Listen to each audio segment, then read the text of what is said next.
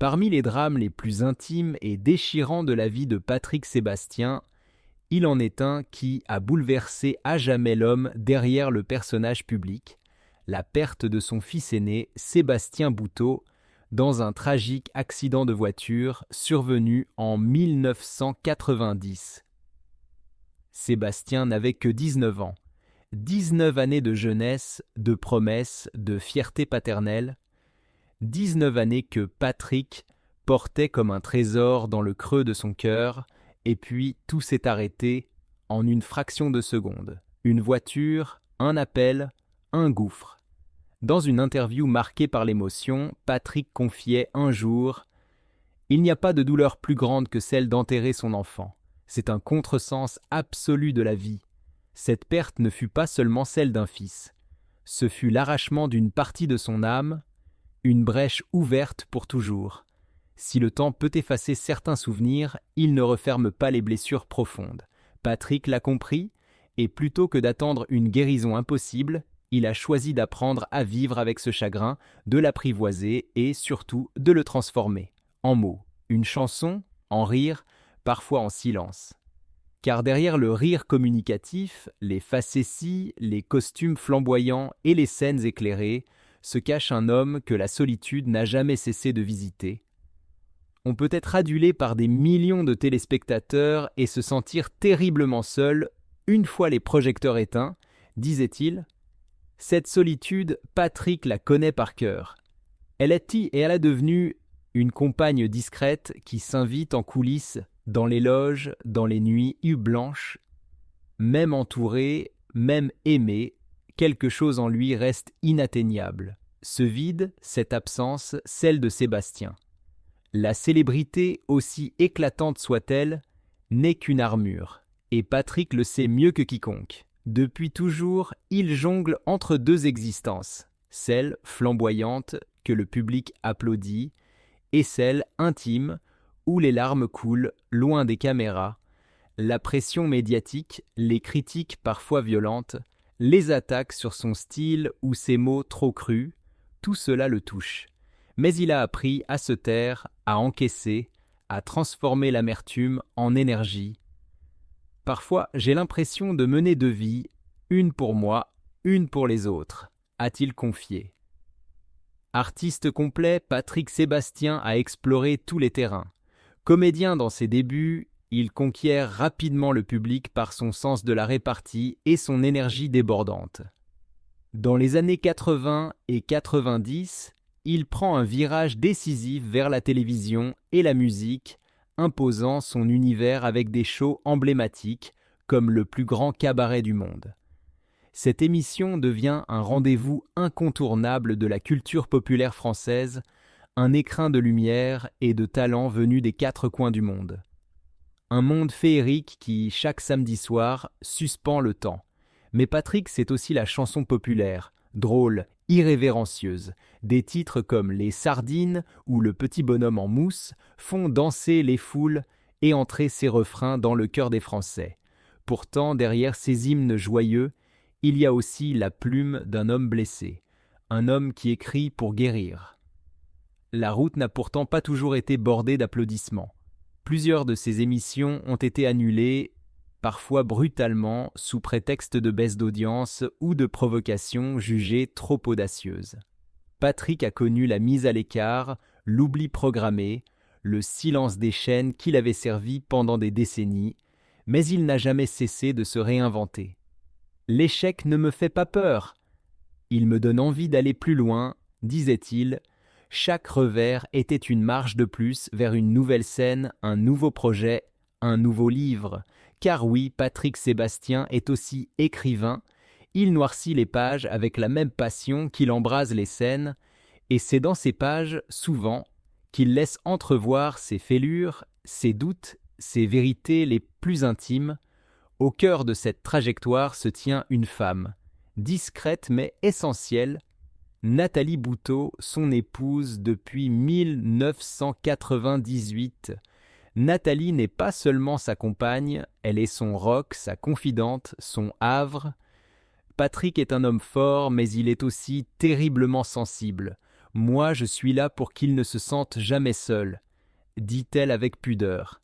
Elle connaît ses tempêtes, elle en devine les éclats silencieux. Elle sait qu'au fond de ses yeux clairs, il y a encore le reflet d'un garçon qui pleure son fils perdu. Nathalie a accepté cette douleur.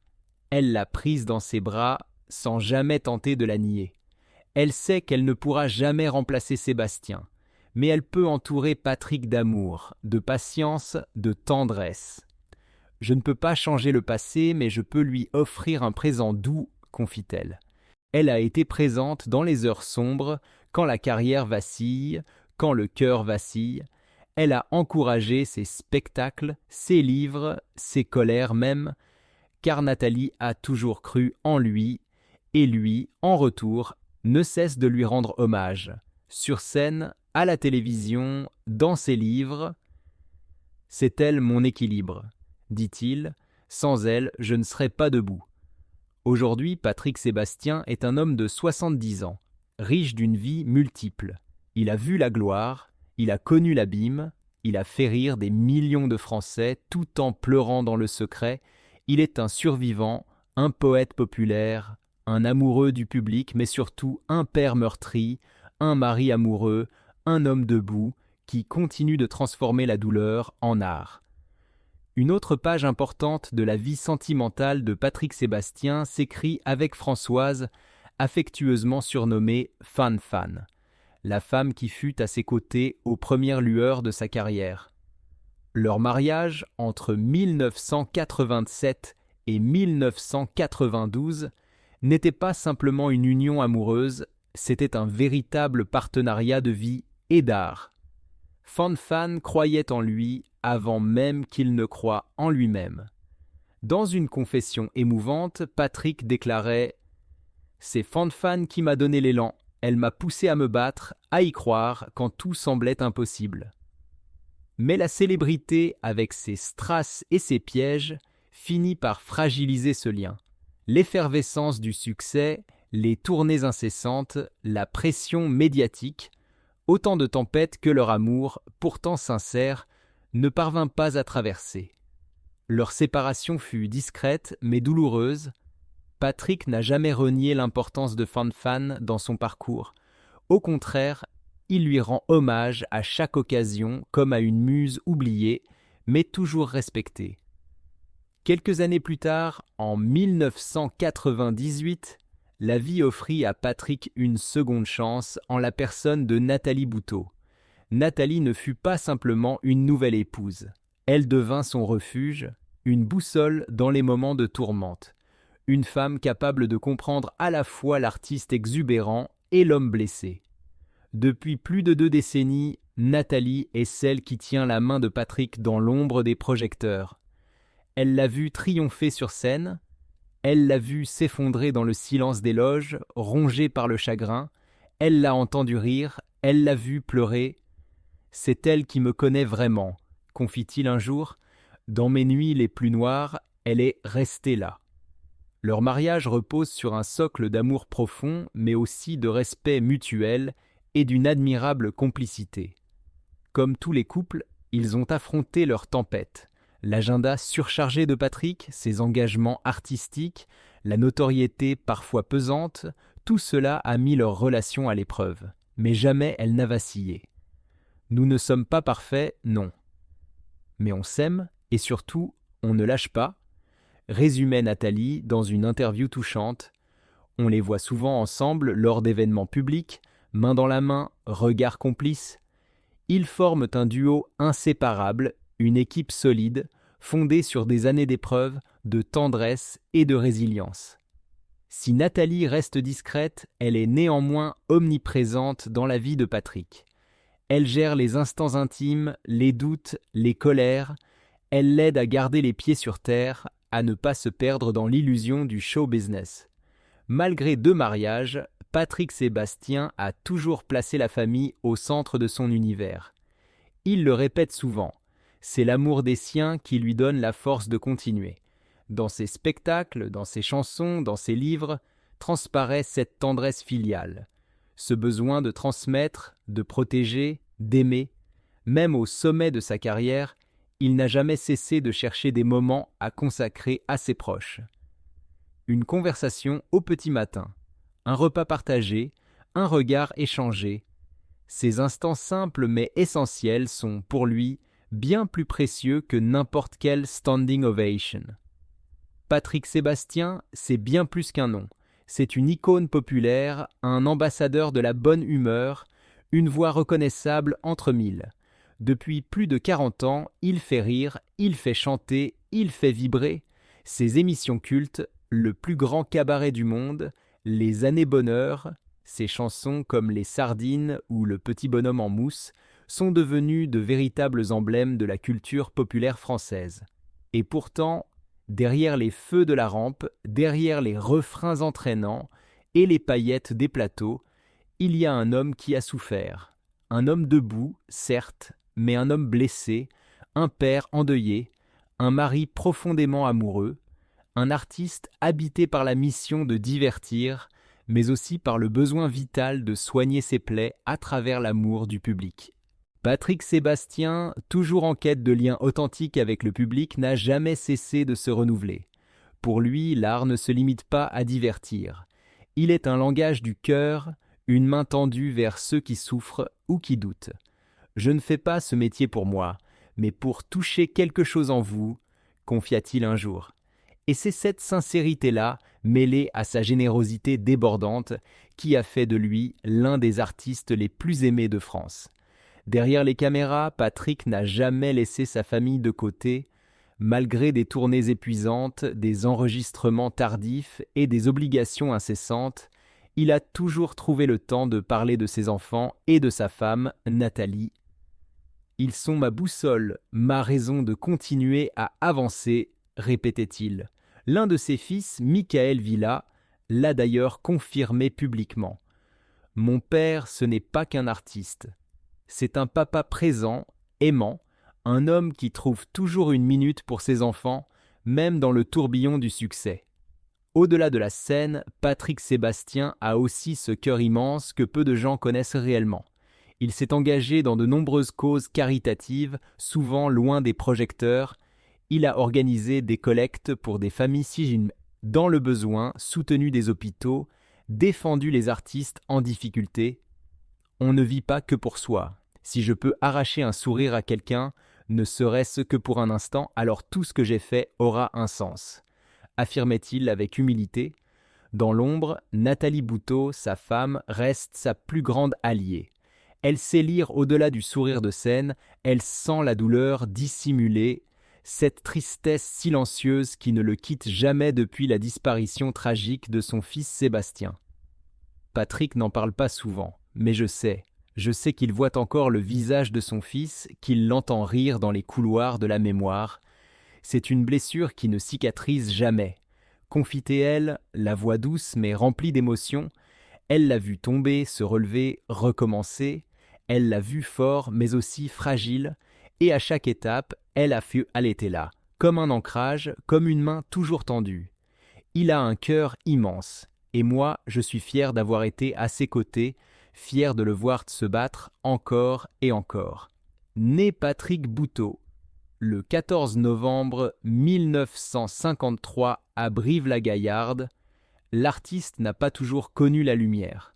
Son enfance, marquée par la rudesse, le manque, la colère parfois, forgea en lui une volonté hors du commun. Dès l'adolescence, il se passionne pour le théâtre, le mime, l'humour. Il tente tout.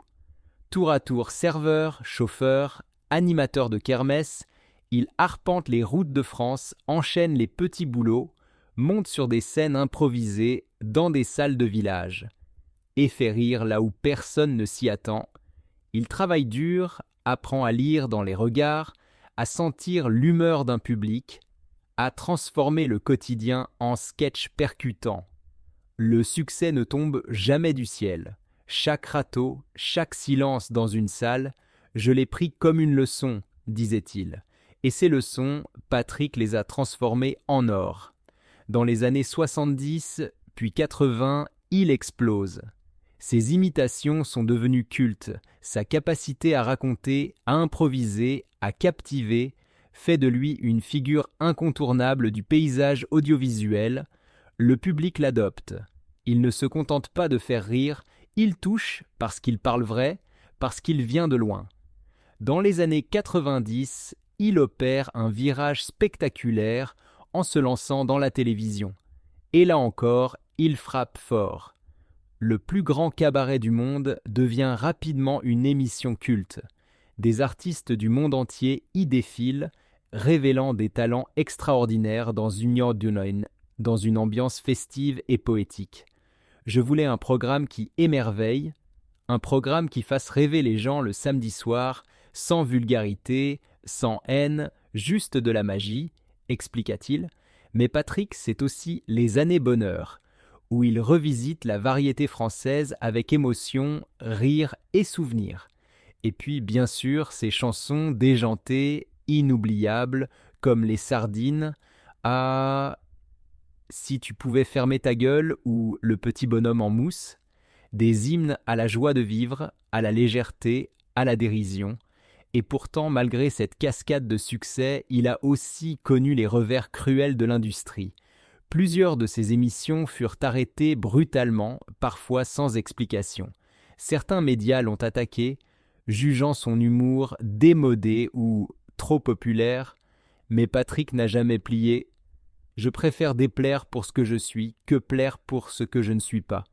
Il a connu les creux, les doutes, les coups bas, mais à chaque fois, il est revenu, plus fort, plus sincère.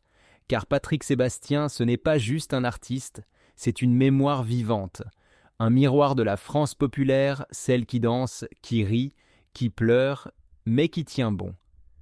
Patrick Sébastien n'est pas seulement un visage de la télévision française, il en est l'âme festive, le sourire populaire, le rire communicatif d'un pays qui aime oublier ses soucis le temps d'un samedi soir. Il est l'homme derrière le plus grand cabaret du monde, un véritable phénomène télévisuel, devenu au fil des ans un rendez-vous incontournable. Avec ce programme, Patrick a su redonner ses lettres de noblesse au music-hall et à l'art du spectacle vivant. Je voulais créer un lieu magique, où l'émerveillement des enfants croise la nostalgie des adultes, confia-t-il. Et il y est parvenu. Jongleurs, illusionnistes, acrobates venus des 4 coins du monde ont trouvé en lui un hôte bienveillant, passionné et profondément humain. Mais Patrick ne s'est jamais contenté de répéter des formules déjà gagnantes. Avec les années bonheur, il a offert au public un autre versant de sa personnalité, celle d'un homme amoureux de la chanson française, des souvenirs partagés, des refrains d'enfance qui résonnent encore dans les cœurs. Ce programme, entre rire et émotion, témoignait de son profond respect pour les artistes et pour les téléspectateurs. Toujours à la croisée des genres, il s'est aussi illustré dans la chanson populaire. Et là encore, le succès fut au rendez-vous. Les Sardines, Si tu pouvais fermer ta gueule, Le petit bonhomme en mousse, des titres devenus cultes, repris dans les fêtes de famille, les bals populaires, les rassemblements, des morceaux volontairement légers, décalés, mais porteurs d'une philosophie simple. Le bonheur se cache dans les choses les plus absurdes, les plus simples, les plus libres. La musique, pour moi, c'est un exutoire. Je peux y mettre mes colères, mes fous rires, mes tendresses. C'est une conversation directe avec le public, sans filtre. Cependant, derrière cette image d'homme-orchestre, il y a aussi l'artiste blessé, le producteur lucide, le créateur parfois incompris. Patrick Sébastien a souvent été critiqué pour son humour jugé trop populaire, trop gras, voire ringard. Certaines de ses émissions ont été arrêtées sans ménagement.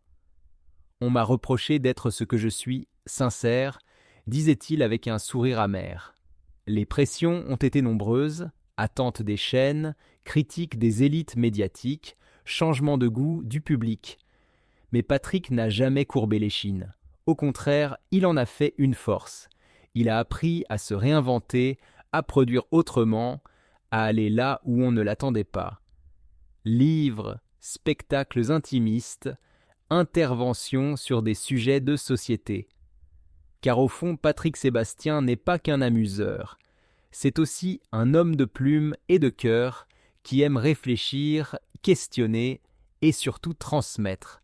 Et cette force tranquille, il la doit aussi à ses épreuves, à la perte de son fils Sébastien, à la douleur qu'il n'a jamais effacée, mais qu'il a transformée en énergie, à l'amour de Nathalie, sa compagne fidèle, pilier discret mais essentiel de sa vie, à ses enfants à qui il a voulu transmettre bien plus que des chansons ou des sketchs, des valeurs,